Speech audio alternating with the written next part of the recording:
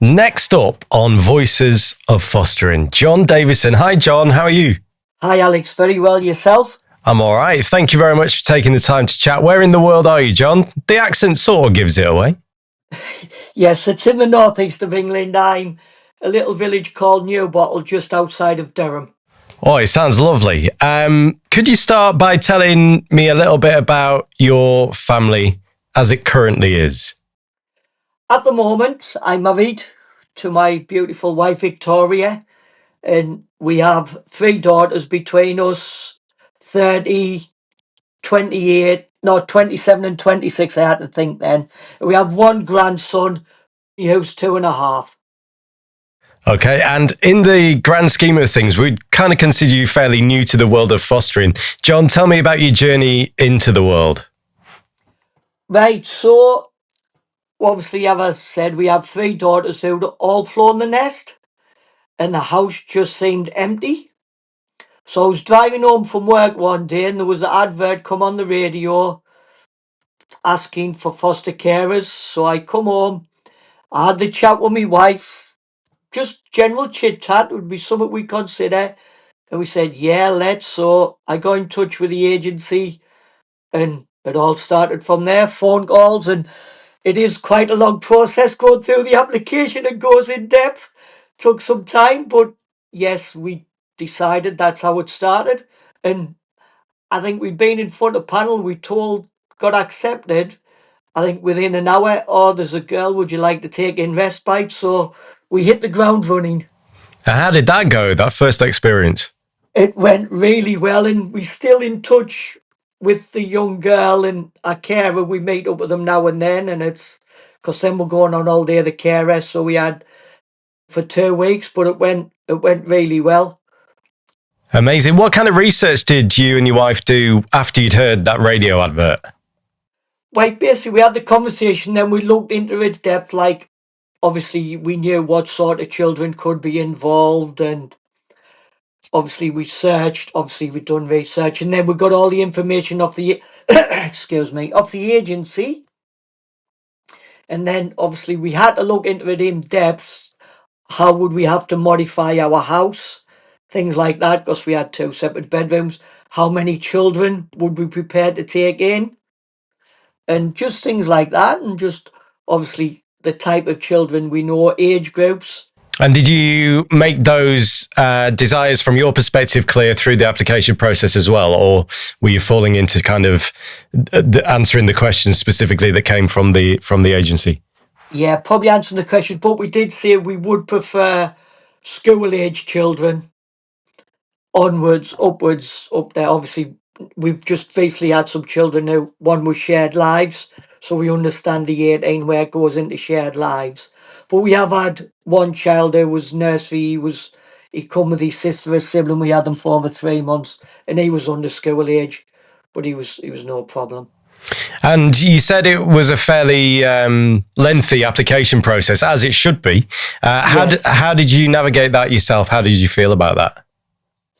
Sometimes it was, you think it's going a bit personal, in depth, but I've been I'm a football referee at semi-professional level, so I know the impact things where you have to. When I done that, you get your DBS, your safeguarding. So we'd already been through certain processes leading up to it. It's when you need to get people like best friends involved, and them's got to tell them their side. Your daughters. I mean, there was something, and it is personal.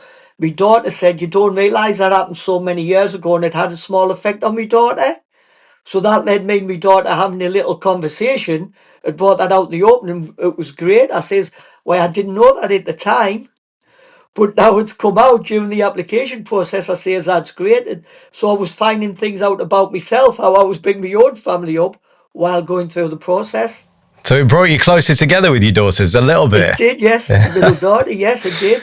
It was just like one little point she thought when she was going through her teenage years, because mine and the daughter's mother, we get on really well, but we split up when she was young. She was only a baby. So I think she was 3 years younger than the daughter, and I think she felt she missed out on a few things. which I didn't realise until it come out of the application. And I've said, why do you not share these with me earlier? She says, oh, I just thought it might upset you and I didn't really want to do that. But and that sort of helped us going into fostering. So it helps you have conversation with foster children when they may have issues. Yeah, tell me a little bit more about that. So that process with your daughter maybe gave you a new set of tools that you were able to put into action with your foster kids. Yeah, exactly. So I think we've had just recently the last three we had in, one of them didn't really enjoy going to college. She was actually staying out a few lessons. So I was just trying to have the conversation with her, get deeper into the conversation. It's just, you can't just go, why you're not going, and the child say, I don't like it. There's got to be a reason why they're not enjoying that. So what I started doing, when she was getting work from college, I asked her to bring it home, and we sat down, we started going through the tests, because I enjoy maths. I love maths. So that sort of little thing, just going in depth and thinking of different ways how to get around it, instead of just telling her, oh, try this, bring it home. And if I'm explaining to you more one-on-one than she will get in a class, it might help her get through the difficulties and enjoy the lesson a bit more. Just little things like that. Problem solving a big part of your role then, yeah? Yes. Yeah. And like I say, going back the one with the daughter was more like she felt she missed out on some things the older one got, but go at the time I didn't feel, I thought they were getting equal. So it was just that one little point that, and it did, we had the conversation and it brought us closer together. Made me understand how she thought as a child. And like I say now, when we get children in, I might understand a bit when you have siblings, they're both exactly the same. You've got to treat each one, although the individuals, you've got to look what you're doing with one and match it with the other. Wise words. Wise words. When you and your wife first started having the conversation, just the two of you, and then you brought your daughters into the chat, how did you go about broaching that subject? Did you think that they would be supportive from the start? Did you have to have an in-depth chat?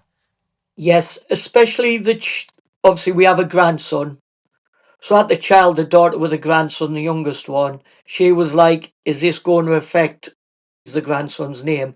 Will this affect us like we've got today? So he comes and stays with us. So on the occasion, so is this going to affect Sonny? We said no, it won't. We had to convince on her, like Sonny will still be a big part of our lives also, so it will not affect our relationship with him, and she's happy. So how old was your grandson when you first had your first foster child? The first foster child will have been June 24th, born July 23, so only been one. Okay, so does he understand now kind of what's going on now? He's a little bit older. Yes, I mean, when we had, he was 10, he was 4. So we used to take them out together, and he loved, because just we've got, luckily we have fields and woods near where we live. So we just go over and play, just let them run about and burn energy off. And I think he started nursery now, so he enjoys the company of other children. So he kind of liked it. He enjoyed the company of other children, similar age. Yeah, you're extending his family and his experience with different kids as well, which is great. Exactly. It integrates them all. And he did have like issues with like obedience and things like that when he first came to us, like discipline issues. He was like, got away, we'll say he got away with everything through his parents, but he came and we put procedures in place and time out. And from when he arrived to when he left, he was a totally different child. You kind of miss him actually. Just a proper little character. He had a proper mullet haircut, which you weren't allowed to touch his mullet. You couldn't cut it off. His hair, he proper lovely lad. How does it feel to look back? I mean, you're saying all this with such pride, as you should be. How does it feel to look back and think about the change that you made in his life? Why, that one, I'm very proud. I probably brought it up because his parental parents messaged me wife the other day and said they'd been taken off the supervision order and they're getting no more visits from social workers. So them totally changed the ways. I think we had them, it was like 14 weeks. They totally changed the ways from when the two siblings come to us. And when we said we'd put these procedures in place, like bath time, his bedtime, reading him a story, them's kept it in place. And he's doing really, I mean, the school where going, she was in the school play, so they are doing really well. And it's nice to see the parents have totally changed their ways and they're being a family again, a proper family, as you could say. Yeah, and you've helped do that. What about you and your wife? What have you learned about yourselves individually, but also as a couple? How long have you been married for, John? We've been married for June 3rd, 2012, so that'll be 14 years this year, come June, so 13 and a half years. Been together 15 and a half years. And has it brought you closer together? Oh, yes, definitely. It was just, I'm one of these, I like being busy. So I've just recently retired from work after doing 40 years in sheet metal work. I retired last August, and we got three siblings in September and then went back in December. So we had a big breakfast through the agency, like a get together with like foster carers. And I was just saying the other day, I says, we've got no children at the minute. I'm getting a bit, I love walking my dog. I'm getting a bit bored. I might have to look for another job soon just to keep us busy, to keep us ticking over. That's what I miss mostly when I had my children. We used to do a lot of activities together. And as they get older, they start their own lives. They went to university. They've got the boyfriends, all live, got their own homes with the boyfriends, own families, and that's one of the reasons I need to put my time, invest in somebody else's, give some of my time to somebody instead of just going stale. Do you think that's the biggest skill that you've brought to the role? Because, like you say, you did 40 years in industry. That's not something that typically might lend itself to fostering. So your personal skills are what you've put into action through this. Exactly. Why? Personally, I'll go a bit deeper. My mother died when I was 11, so I sort of knew how it would feel. Like we all know, mother. I get on really well with Vicky's mum, so I sort of call her mum.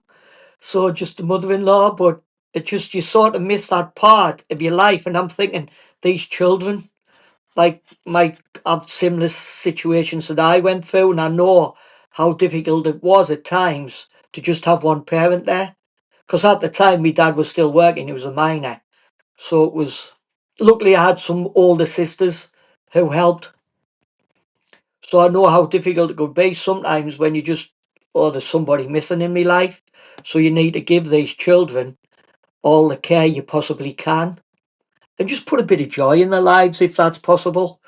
Because some of the situations we've learned to go through difficult times, and it must be difficult for the child. It's not always easy for the parents, I presume, because sometimes just parents, things happen to them that they might not intentionally want to happen to them. I can see that empathy shining out of you. What main skills do you think are required to be a foster carer? Right, the first one I think is patience. I think you need lots of patience. Yeah, patience, understanding. You need good support network, like definitely a good support network, and like I say, time. You need time and energy. And once you've got there, once you're welcoming your first child into your life, you always felt that you were fully supported, not just by the people around you and your family, but also by groups like the National Fostering Group. Yes, yes, we were definitely. I think any advice, if you need it, you can go and find it. There's ways to go and find it through the National Fostering Group, the agency we are through, and then you have your local authorities, which I think we've had different types because we did have an emergency child who ran away and that come through local authority. We got a phone call on a Friday evening. Oh, there's a child. She's ran away. She's in a police station. It was going to be for a weekend, and it ended up, I think, 10 days. That seems to be one of the things most of the children we've had at the moment. See, we've only done respite and short term. Yeah. So the longest was we had for 14 weeks. Then we had three siblings. Two were very special needs. We had my two was siblings. The three, one was shared lives because she had her 19th birthday while with us. So then went back in December. But the most pleasing one, we've had a lady called who was 17 but severely disabled, non-vocal, in a wheelchair. She can't walk very far. But when you used to be out and about with her, she'll say hello to like I am and things. And the most pleasing things when people used to talk back and communicate back with her. And it was just she was such a lovely lady. And we actually stayed in touch. We went down to her 18th birthday. She lives down North Yorkshire. And we took her out for the day on her 18th birthday, which was good. Just like, that's the most pleasing thing. We've met all different types of characters and all abilities. And it is pleasing when you think you've had a small part in the life. And we had really a young girl with our brother, and we went to the Christmas party for the agency, and she runs up to you and jumps up and gives you a hug, and you think, I've made an impression on that child's life, which is nice. Gives you like, I'm getting a bit emotional thinking about it. I'm an emotional guy, so I am getting a bit emotional thinking about it. Just them little pleasing things. You see, the children are happy, and that's at the end of the day, that's the most important thing. Giving them a safe environment and trying to put a little bit of happiness into their lives. Would you say it's changed your life and maybe made your world a bit bigger? It has, yes, definitely. I'd say it changed my life in a big way.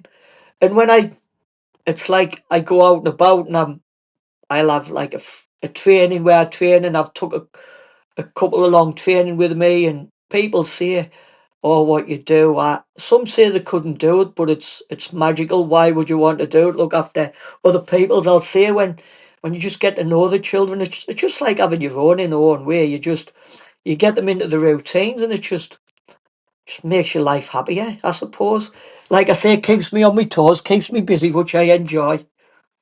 I bet it makes it seem like refereeing's hard, right? No, exactly, it does. Yeah, people say see that people say, I don't know how you can be a referee, you must get loads of stick. I'll say you don't. It's how you go into everything in life. It's your attitude. It's like work, I suppose. It's how your attitude is to deal with those situations, your personality. So transferable life skills that you've picked up, whether it's through work, um, hobbies, perhaps extra things that you've done as you've got a little bit older, you can just put all that into action now and make a difference. Exactly, and like I say, taking experience from my own younger life, put them in. And we have a dog in our house, a spaniel, which all the children seem to take to, and it helps us go for long walks, keeps them healthy. John, I understand you've got a certain affinity with a certain TV show that connects everything together. It does, yes. So my eldest daughter was really into Tracy Beaker when she was younger, so I had to sit through lots and lots of episodes of Tracy Baker from the start. And that was probably our favourite programme. So when I think about it, that has probably made me think about fostering also.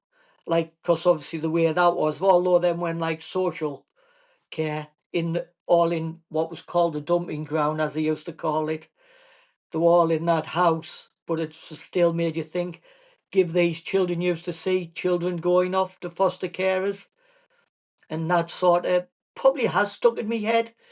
Sometimes from them early years to when it's come to fostering, it's probably triggered something that says, yeah, I'll do that. Brilliant. John, thank you so much. Is there anything else you'd like to add before we say goodbye? No, I'd just like to say, to finish off my time in fostering, I've been well supported. This may not be the right phrase, but I do enjoy it. I just like the connection. Not just with the children who come in, but it seems now we have sort of like a foster family. Like we had a mentor, and then the get-togethers, the big breakfasts. And last night there was the agency I work for. There's two male social workers, and they're trying to get an all-male support group. So we had a meeting on that. I think there was 5 or 6 of us saying how to get things so just male foster carers can get together and support each other. That's brilliant. John, thank you so much for your time. Best of luck with everything. Alex, really appreciate your time. Take care and thank you very much. Thank you so much for joining us for another episode of Voices of Fostering. If you'd like to find out more, head online and search National Fostering Group and make this the year you foster.